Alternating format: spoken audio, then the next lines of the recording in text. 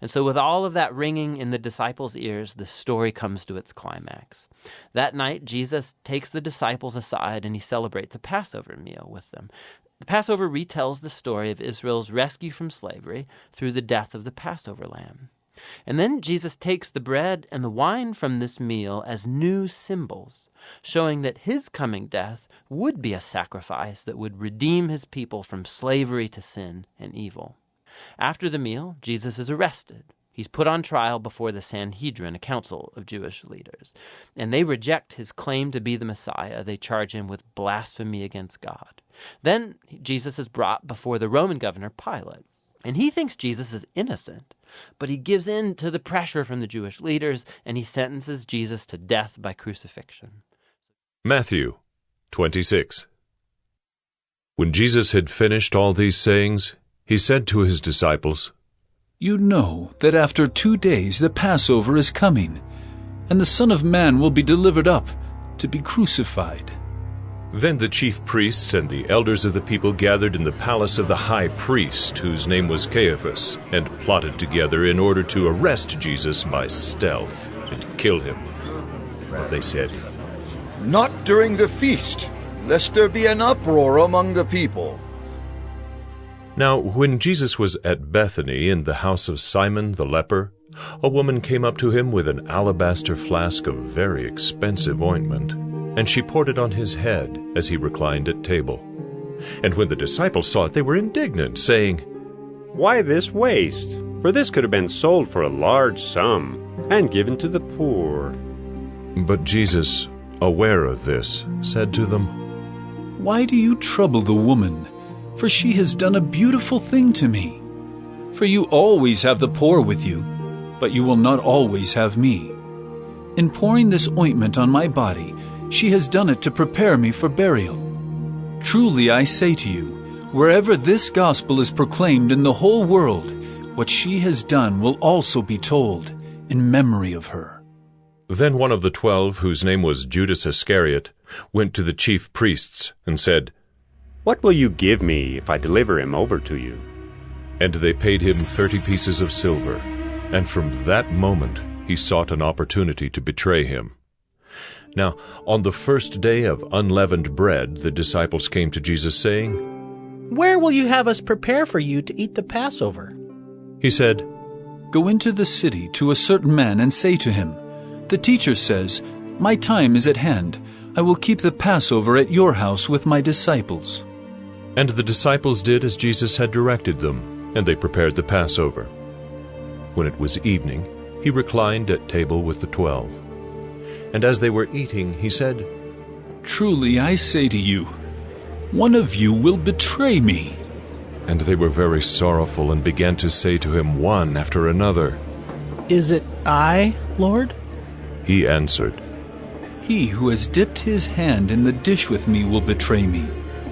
The Son of Man goes as it is written of him, but woe to that man by whom the Son of Man is betrayed.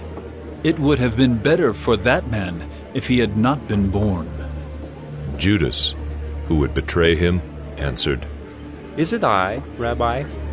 He said to him, "You have said so." Now as they were eating, Jesus took bread, and after blessing it, broke it, and gave it to the disciples, and said, "Take, eat. This is my body."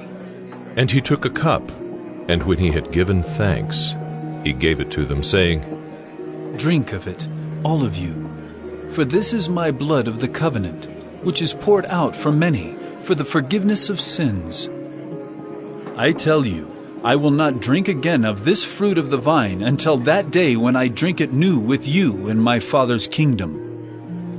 And when they had sung a hymn, they went out to the Mount of Olives. Then Jesus said to them, "You will all fall away because of me this night, for it is written, I will strike the shepherd, and the sheep of the flock will be scattered. But after I am raised up, I will go before you to Galilee." Peter answered him, "Though they all fall away because of you, I will never fall away." Jesus said to him, "Truly I tell you, this very night before the rooster crows, you will deny me 3 times." Peter said to him, Even if I must die with you, I will not deny you. And all the disciples said the same. Then Jesus went with them to a place called Gethsemane, and he said to his disciples, Sit here while I go over there and pray. And taking with him Peter and the 2 sons of Zebedee, he began to be sorrowful and troubled. Then he said to them, My soul is very sorrowful, even to death. Remain here and watch with me. And going a little farther, he fell on his face and prayed, saying, My Father, if it be possible, let this cup pass from me. Nevertheless, not as I will, but as you will. And he came to the disciples and found them sleeping.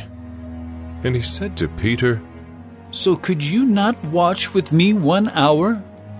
Watch and pray that you may not enter into temptation. The spirit indeed is willing, but the flesh is weak. Again, for the 2nd time, he went away and prayed, My Father, if this cannot pass unless I drink it, your will be done. And again he came and found them sleeping, for their eyes were heavy.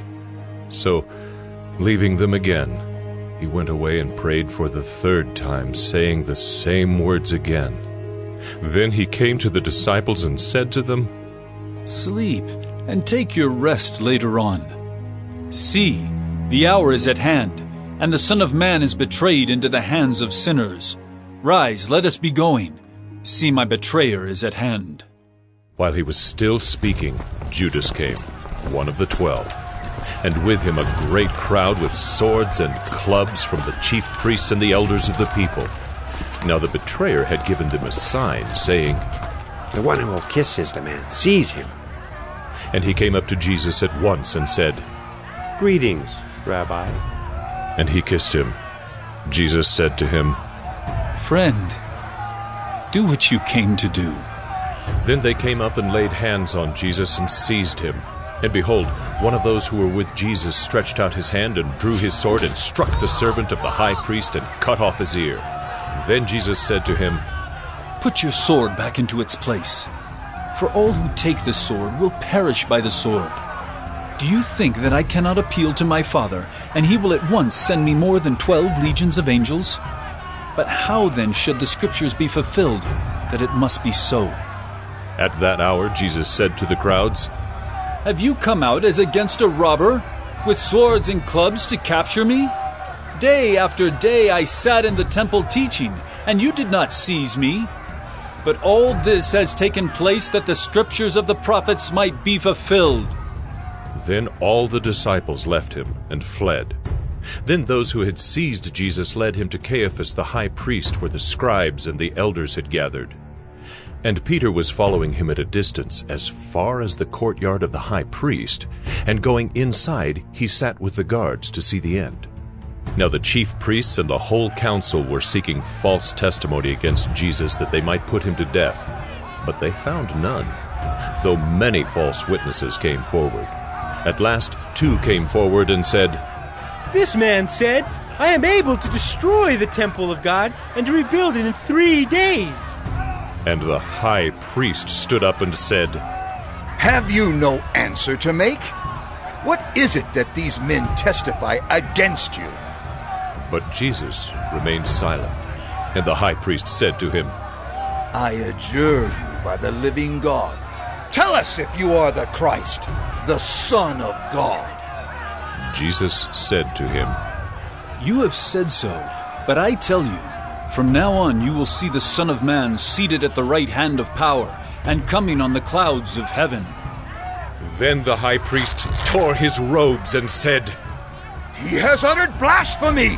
What further witnesses do we need? You have now heard his blasphemy. What is your judgment?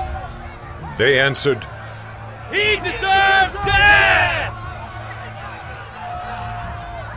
Then they spit in his face and struck him, and some slapped him, saying, Prophesy to us, you Christ.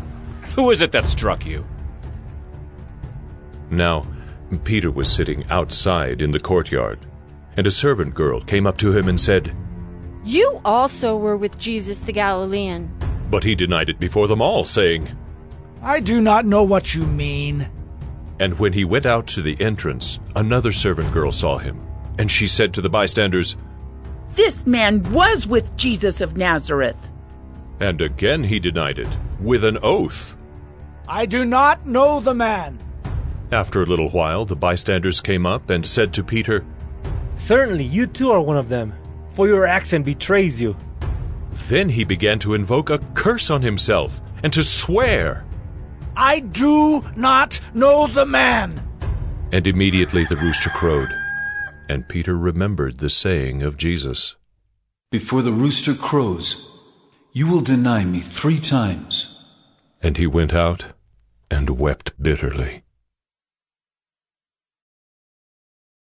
World. And it all leads up to the final night. Jesus has his last Passover meal with the disciples, a symbolic meal that told the story of Israel's liberation from slavery through the death of the Passover lamb. And Jesus takes these symbols and he gives them new meaning. They point to the liberation from sin and death that will happen through the death of the suffering servant Messiah. From here, the story rushes forward to Jesus' arrest, his trial before Israel's priests and the Roman governor Pilate, Mark 14. It was now 2 days before the Passover and the Feast of Unleavened Bread, and the chief priests and the scribes were seeking how to arrest him by stealth and kill him, for they said, Not during the feast, lest there be an uproar from the people. And while he was at Bethany in the house of Simon the leper, as he was reclining at table, a woman came with an alabaster flask of ointment of pure nard, very costly, and she broke the flask and poured it over his head. There were some who said to themselves indignantly, Why was the ointment wasted like that? For this ointment could have been sold for more than 300 denarii and given to the poor. And they scolded her. But Jesus said, Leave her alone. Why do you trouble her? She has done a beautiful thing to me. For you always have the poor with you, and whenever you want, you can do good for them. But you will not always have me. She has done what she could. She has anointed my body beforehand for burial.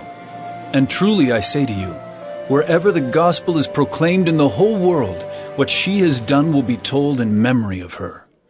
Then Judas Iscariot, who was one of the 12, went to the chief priests in order to betray him to them.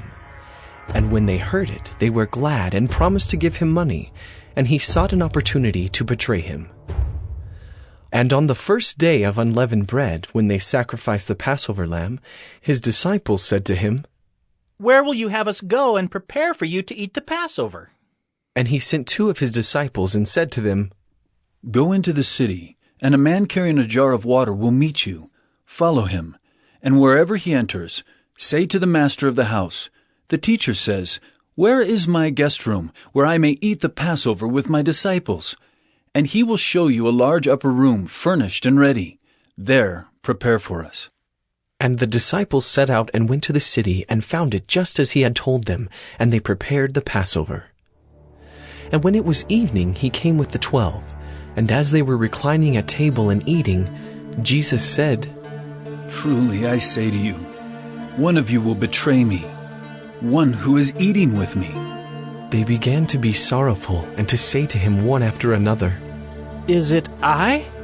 He said to them, It is one of the 12, one who is dipping bread into the dish with me. For the Son of Man goes, as it is written of him. But woe to that man by whom the Son of Man is betrayed. It would have been better for that man if he had not been born. And as they were eating, he took bread, and after blessing it, broke it and gave it to them, and said, Take, this is my body. And he took a cup, and when he had given thanks, he gave it to them, and they all drank of it. And he said to them, This is my blood of the covenant, which is poured out for many. Truly I say to you, I will not drink again of the fruit of the vine, until that day when I drink it new in the kingdom of God. And when they had sung a hymn, they went out to the Mount of Olives. And Jesus said to them, You will all fall away, for it is written, I will strike the shepherd, and the sheep will be scattered. But after I am raised up, I will go before you to Galilee. Peter said to him, Even though they all fall away, I will not. And Jesus said to him, Truly, I tell you, this very night before the rooster crows twice, you will deny me 3 times. But he said emphatically, If I must die with you, I will not deny you. And they all said the same. And they went to a place called Gethsemane, and he said to his disciples, Sit here while I pray. And he took with him Peter and James and John, and began to be greatly distressed and troubled. And he said to them, My soul is very sorrowful, even to death. Remain here and watch. And going a little farther, he fell on the ground and prayed that, if it were possible, the hour might pass from him. And he said, Abba, Father, all things are possible for you. Remove this cup from me. Yet not what I will, but what you will. And he came and found them sleeping. And he said to Peter, Simon, are you asleep? Could you not watch 1 hour? Watch and pray that you may not enter into temptation. The spirit indeed is willing, but the flesh is weak. And again he went away and prayed, saying the same words. And again he came and found them sleeping, for their eyes were very heavy, and they did not know what to answer him.